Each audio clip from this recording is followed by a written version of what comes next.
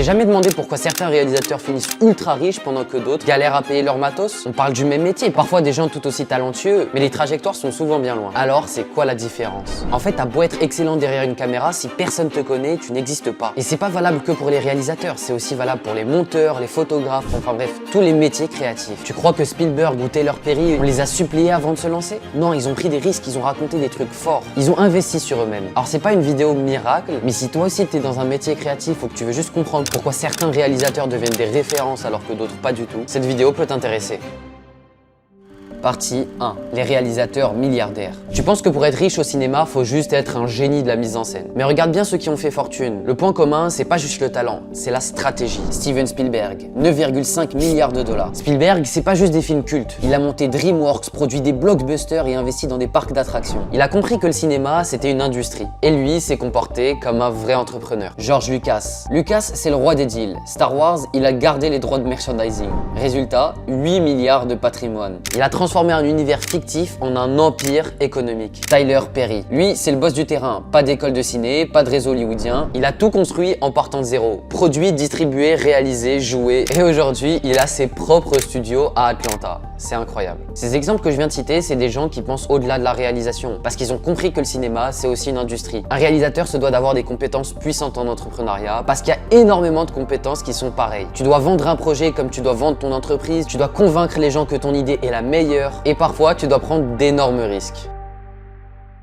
Partie 2. Le mauvais mindset selon moi. Si tu te reconnais dans cette phrase « J'ai pas envie de faire des vidéos Insta ou YouTube, moi je veux faire du vrai cinéma », alors t'as déjà peut-être perdu. Pourquoi? Parce que cette phrase-là, c'est pas de la fierté artistique. C'est souvent juste une excuse pour ne pas se confronter à l'inconfort. L'inconfort de publier, de te montrer, de recevoir des retours parfois négatifs, ça arrive. Et l'inconfort de pas te mettre à jour dans un monde qui va extrêmement vite. Le deuxième truc, c'est que le plus gros risque aujourd'hui pour un réalisateur, c'est pas d'échouer, c'est d'être ignoré. Parce que t'as beau être brillant et faire des plans dignes de Fincher, si t'as pas d'audience, t'as zéro pouvoir. T'as pas d'argent, pas d'invitation, pas de budget. Le troisième truc, c'est que le monde il a changé. Le football il a changé. Fallait connaître des producteurs, passer par des commissions. Aujourd'hui, t'as une caméra dans ta poche, t'as YouTube, t'as TikTok, tu peux poster tes courts-métrages. Le quatrième truc, c'est que l'IA va t'aider. Alors oui, en tant que créatif, l'IA va changer beaucoup de choses et t'as le droit de la détester. Mais malheureusement, l'IA ne va pas t'attendre. On l'a vu avec VO3 que Google vient de sortir il y a 2-3 jours et c'est juste incroyable. Je vais vous mettre quelques images là sur le montage.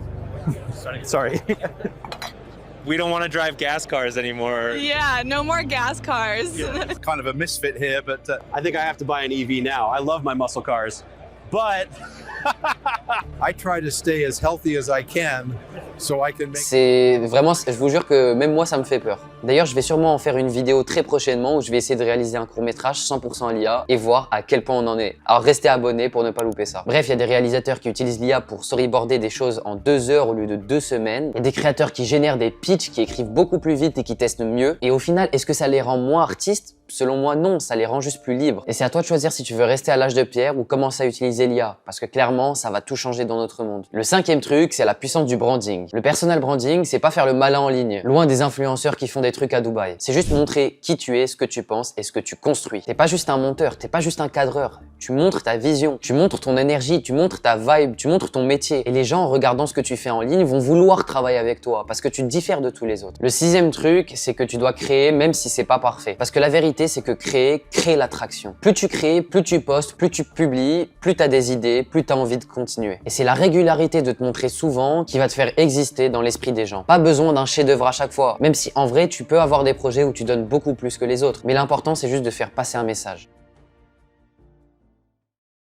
Partie 3. Miser sur soi pour multiplier les résultats. Le premier truc, c'est que le cinéma, c'est aussi un monde d'investissement. Quand t'es réalisateur, comme je le disais, t'es pas juste un artiste, t'es aussi un chef d'entreprise, et ça, faut le comprendre. Il va falloir que tu pitches tes idées à des producteurs, il va falloir que tu gères une équipe, il va falloir que tu démarches, que tu arrives à convaincre les gens que ton projet est bon, et ça, en réalité, c'est valable pour tous les métiers créatifs. D'ailleurs, je vais te montrer quelques moves que des réalisateurs ont fait, qui sont super ingénieux et qui ont bien payé. Par exemple, Christopher Nolan avec Inception et Tenet, qui a volontairement volontairement réduit son salaire pour garder le contrôle créatif entier, mais qui a négocié une part du box-office. Le box-office, c'est le résultat qui a été fait par les films. Et tu sais quoi, ça lui a rapporté plusieurs millions supplémentaires, en plus de garder le contrôle créatif. On a Robert Rodriguez avec El Mariachi, qui a été filmé avec seulement 7000 $ et qui a été distribué mondialement. Dépenser cet argent l'a littéralement fait décoller dans sa carrière. Le troisième truc dont j'ai envie de te parler, c'est qu'il faut prendre des risques, mais il faut pas être non plus imprudent. Quand tu vois une opportunité, il faut y aller, mais pas à l'aveugle. D'abord, analyse le terrain, regarde ce que tu es prêt à gagner, regarde ce que tu es prêt à perdre, parce que c'est aussi important. Mais rappelle-toi que le non-risque, c'est souvent le plus grand des dangers. Le quatrième truc, c'est d'investir dans ce que tu contrôles. N'investis pas forcément dans du matos que tu peux pas rentabiliser, mais investis dans tes compétences, apprends plus, apprends mieux, achète des livres, lis des livres, investis dans ton image, essaye d'avoir un meilleur montage, essaye de poster de meilleurs films à chaque fois, ou juste de meilleurs posts en fonction du métier que tu fais, parce que c'est des actifs à long terme.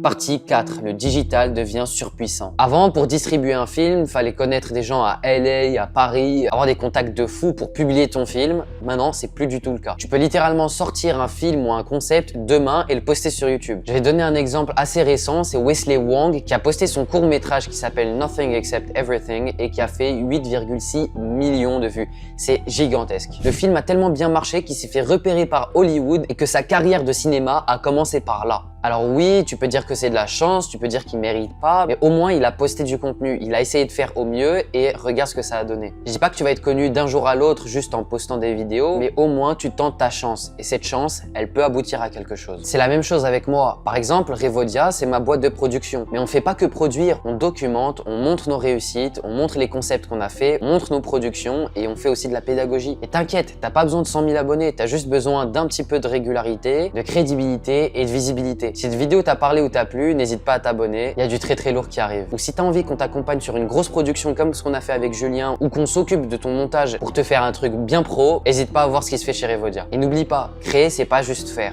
c'est oser se montrer. Allez, ciao ciao.